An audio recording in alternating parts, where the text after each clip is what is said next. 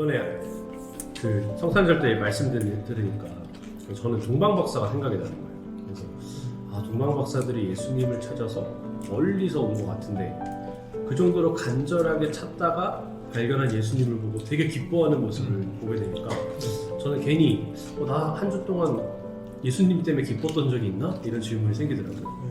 성탄절 준비하느라 사실 기쁨을 잃어버리기가 쉽죠.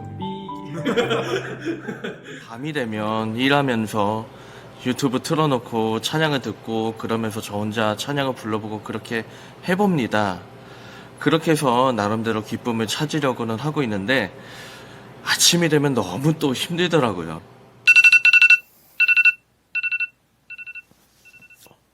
몇 시야? 또 출근해야 되네. 예수님을 잘 들여. 안녕,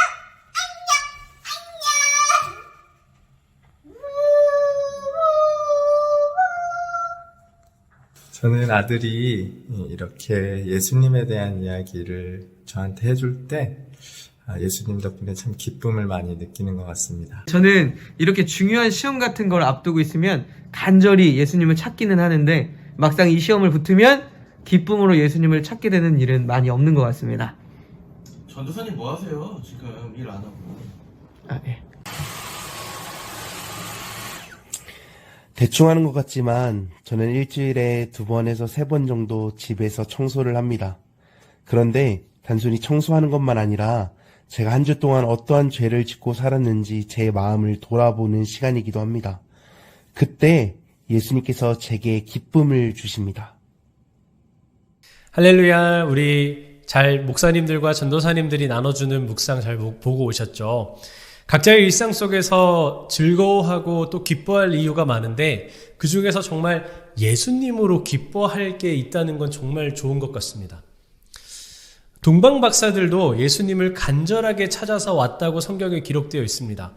성경에서조차 먼 동쪽에서 왔다 해서 동방 박사라고 우리에게 알려져 있는데 이 사람들이 예수님을 찾는 것은 정말 간절한 이유에서 찾았습니다. 왕 중의 왕이고 또 그 당시에 있었던 히브리 사람들의 예언 중에서 정말 예수님을 향한 그 마음을 보고 예수님을 찾았던 겁니다.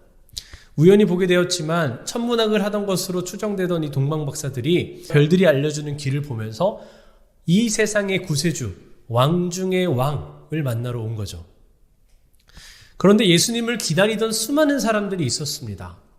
성경에 보면 헤롯 왕도 예수님을 찾았고요. 또 헤롯 왕의 주변에 있던 점술가들과 예언가들도 예수님이 나실 것을 알고 기다리고 있었습니다. 그런데 정말 예수님이 태어났을 때 그 사람들의 반응은 달랐습니다.